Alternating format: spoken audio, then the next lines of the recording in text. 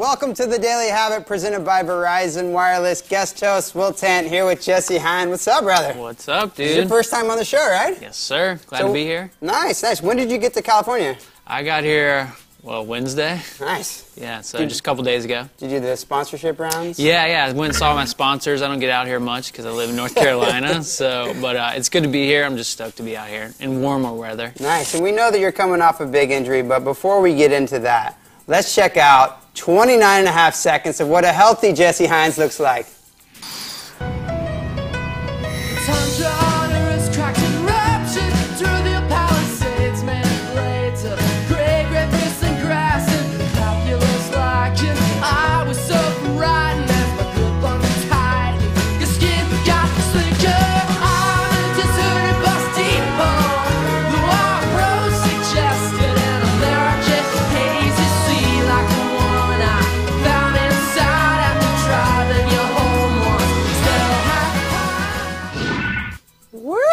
Yes, sir. Pulling in, man. So before we get into your skills, what happened to your leg?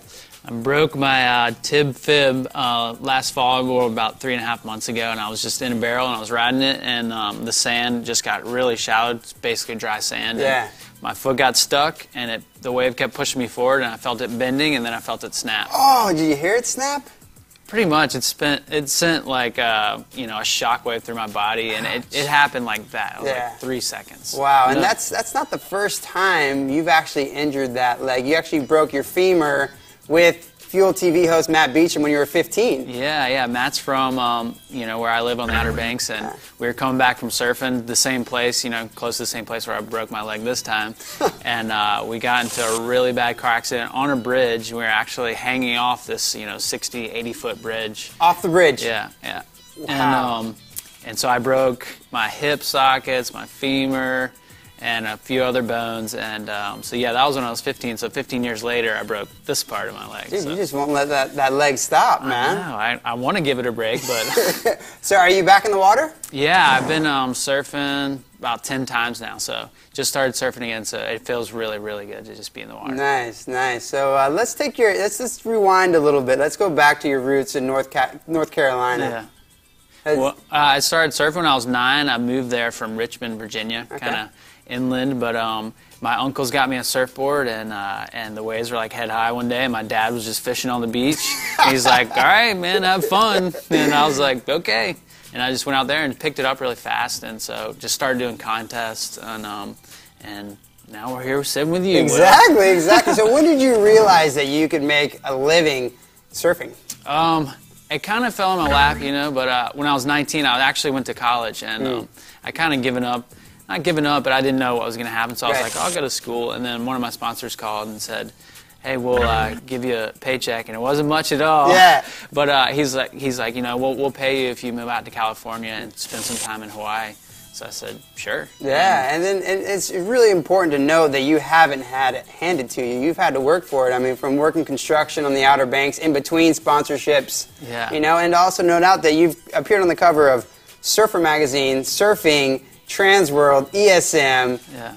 I mean, there's only a few people. Was it Kelly Slater, C.J. Hobgood, and Corey Lopez with that many covers? Yeah, those guys on the East Coast. I think I was the only other East Coaster to get on all those magazines. But yeah, man, it's been a rough road, but fun. Just builds character, and you meet all different kinds of people. Surfing can be a very small world. Yeah. And all you think about is surfing and who's got points or who's on the cover. But there's a whole lot of other people that's not their job, and they bang nails and go to the office. So it's kind of cool to experience life as well, besides just professional surfing. Right, and speaking of experiences, you don't don the contest jersey very much, but you did manage to win my brother's event, the Tommy Tant, Red Bull Icebreaker, and the Billabong Free Wave Challenge for the best tube.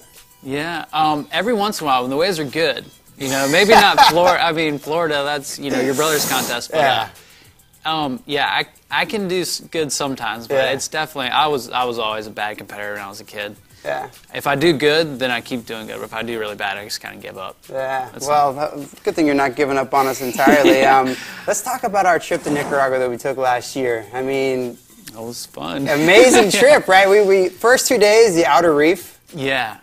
some of the footage was there. That was, you were probably sitting in the channel on some of those waves. Whatever.